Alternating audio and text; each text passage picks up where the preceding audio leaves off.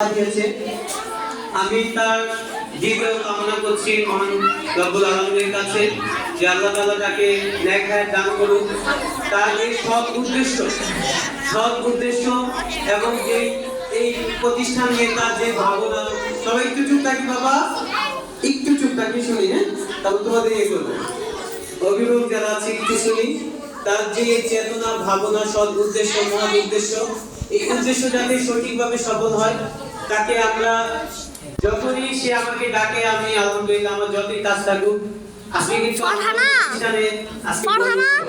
ঠিক আছে। তো ওইটাও লাইনে কিন্তু আমি এই জায়গায় সময় দিচ্ছি। তুমি কি তুমি একটা ভিডিও করতেছো? শিক্ষক আছেন, আর্মি শিক্ষক, ওনাকেও নিয়ে আসছি। আসলে কি এই প্রতিষ্ঠানের প্রতি একটা মায়া থাকতে হবে।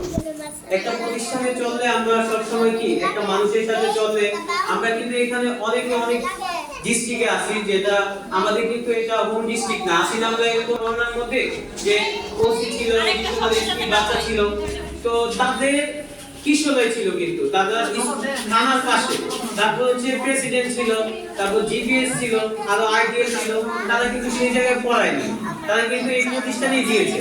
কেন দিয়েছে? যে এই প্রতিষ্ঠানের শিক্ষক শিক্ষিকারা অত্যন্ত মানে খুবই ভালো, আন্তরিক, তারা বাচ্চাদের সাথে গার্ডিয়ানদের সাথে খুব মিশতে পারে। আর প্রিন্সিপাল যারা আছে, দায়িত্বে আছে, তারাও খুব ভালো। আপনি একটা জিনিস চিন্তা করবেন যে প্রেসিডেন্ট স্কুলে গেলে আপনি অধ্যক্ষের সাথে কিন্তু সরাসরি আপনি ওপেনলি কথা বলতে পারবেন। এখানে কিন্তু আপনাদের মনের কথাগুলো আমাদেরকে জানাতে পারতেছেন, ম্যাডামদের সাথে আলোচনা করতেছেন। ওই জায়গায় ম্যাডামদের যে একটা ডিমান্ড, মানে ম্যাডামদের সাথে কথাই বলা যায় না, প্রিন্সিপাল তো দূরের কথা, শিক্ষকদের সাথে কথা বলা যায় না। তাহলে আপনি যদি শিক্ষকদের সাথে কথা না বলতে পারেন, প্রধান শিক্ষকদের সাথে কথা না বলতে পারেন, তাহলে বাচ্চার যে ভালো যে জিনিসটা ওইটা আপনি কিভাবে জানবেন, কিভাবে বুঝবেন? ঠিক আছে। তো এই বিষয়গুলো ইনশাআল্লাহ আমাদের প্রতিষ্ঠানে হয়, তারা দেখতেছে ওপেনলি সবকিছু, কিন্তু তাদেরকে আপনি বলতে পারবেন না যে আমার বাচ্চা এটাকে কেন করলো, ওইটা কেন করলো। কিন্তু আসলে কি ওই যে শারমিনা একটা কথা বলেছিল যে শেষ ভালোটা সব ভালো কাজ। আসলে এই জিনিসটা হচ্ছে কি, ওরা হচ্ছে এখন প্লে হচ্ছে মানে কি খেলা করা, প্লে নার্সারি হচ্ছে কি একটা বাগান। নার্সারি কি, নার্সারি তো আমরা জানি একটা বাগান, তাই না, ফুলের বাগান। এখানে কি করা হয়? নার্সারিতে আপনি ধরেন ফুল পরিচর্যা করা হয়, গাছ পরিচর্যা করা হয়, সেখানে অনেক যত্ন সহকারে একটা জিনিস কি রোপণ করে সেটাকে পরিচর্যা করতে করতে অনেক বড় করে, তাই না? তা আমাদের প্লে নার্সারি বাচ্চাদেরকে এটাই বলি যে ওরা হচ্ছে একটা চারার মতো, ঠিক আছে, ঠিক আছে, ট্রি প্লান্টেশন যেটা আমরা বলি। তো চারার মতো ওদেরকে আমরা আস্তে আস্তে করে রোপণ করে আমরা আস্তে আস্তে করে একটা বড় গাছে রূপান্তরিত করব। সেখান থেকে যখন আস্তে আস্তে ফল হবে তখন আমরা সেটা ভোগ করব। সেই ফলটা কি আসলে কি ওরা কি ফল দিবে? আসলে না, ওরা হচ্ছে মানুষের মতো মানুষ হবে।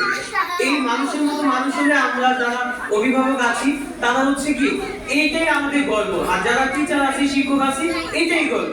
আমি সবসময় বলে থাকি যে একমাত্র শিক্ষকরা অন্যের বাচ্চার সফলতা দেখে আমরা খুশি, একমাত্র শিক্ষকরাই। এটা গার্ডিয়ানরা হয়তো এটা না, গার্ডিয়ান হচ্ছে তুমি এটা করতে পারলো না কেন, তোমার ফার্স্ট হতেই হবে, তো ও পারলে তুমি পারবে না কেন, এই প্রেশার ওদেরকে দেওয়া যাবে না। আজকে আলহামদুলিল্লাহ আমি রেজাল্ট দেখলাম, মাশাআল্লাহ দিলে সবাই ভালো করেছে। আসলে কি সবাই যদি ভালো করে খারাপটা করবে কি? বিষয় তো এটা, খারাপও দুনিয়াতে চলতে গেলে খারাপও লাগে আবার ভালো লাগে।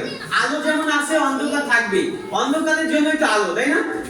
অন্ধকারের জন্যই তো আলো থাকবে, আর যদি অন্ধকার না থাকতো আলোর তো প্রয়োজন ছিল না।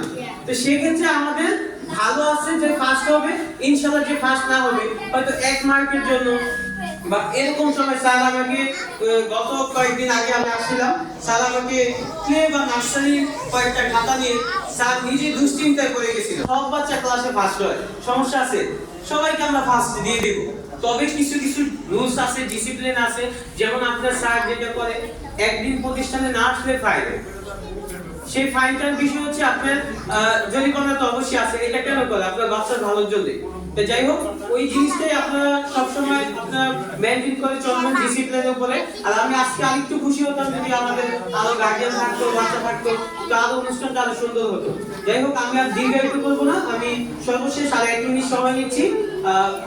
1 মিনিটের মধ্যে আমি এটাই বলতে চাই যে সবার প্রতি আমার ভালোবাসা দোয়া রইল তোমাদের প্রতি, যেহেতু যারা প্লেতে আসো বা যারা যে ক্লাসে আসো তারা নেক্সট ক্লাসে যাবে, তাদের জন্য শুভকামনা। তোমরা এই প্রথম থেকেই তোমরা ভালো করে পড়াশোনা করবে, তোমাদের যতটুকু সম্ভব তোমরা চেষ্টা করবে যে ভালোটা দেওয়ার জন্য, যাতে কোনো স্কুল ম্যামদের শিক্ষকদের যে কোনো সমস্যা না হয়। তোমরা প্রতিদিন স্কুলে আসবা, ঠিক আছে? প্রতিদিন স্কুলে আসবা, ম্যামদের কথা শুনবা, বাবা মাদের কথা শুনবা, ঠিক আছে? মনে থাকবে। আজকে তোমরা সবাই ভালো করেছো এবং কি যে রেজাল্টগুলো আছে আমরা এটা দিব পর্যায়ক্রমে। তো যাই হোক, আর অভিভাবকদের আমি একটু কথা বলবো যে আপনারা বাচ্চাদের যে রেজাল্ট করছে ওদেরকে মানে কোনো প্রেশার দিবেন না। যা করছে খারাপ করলে আলহামদুলিল্লাহ, ভালো করলে আলহামদুলিল্লাহ, এটা নিয়ে যাবেন, এই হাসি মুখে যাবেন। হাসি মুখে আসছে আবার হাসি মুখে চলে যেতে হবে। সবাই রাজি তো ইনশাআল্লাহ? সবাই হাত তুলি। সবাই রাজি, আলহামদুলিল্লাহ। যাই হোক, আমার কথা দীর্ঘায়িত না করে আমি আমার বক্তব্য এখানে শেষ করছি। ধন্যবাদ সবাইকে। আসসালামু আলাইকুম ওয়া রাহমাতুল্লাহি ওয়া বারাকাতুহু। ধন্যবাদ ওমর ফারুক রবি স্যারকে।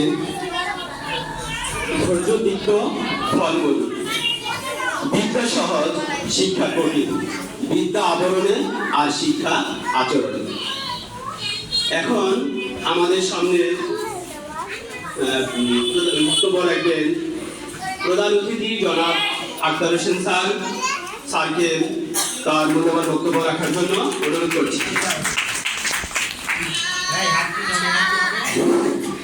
বিসমিল্লাহিররহমানিররহিম। পালস ন্যাশনাল স্কুল কর্তৃক আয়োজিত আজকের এই বার্ষিক ফলাফল প্রকাশিত হতে যাচ্ছে। আসলে সবাই তো 2 নম্বর 1 বা 2 3 হবে না, ঠিক না? আপনারা অবশ্যই আজকে এই ফলাফল যার যেভাবে লেখাপড়া করাইছেন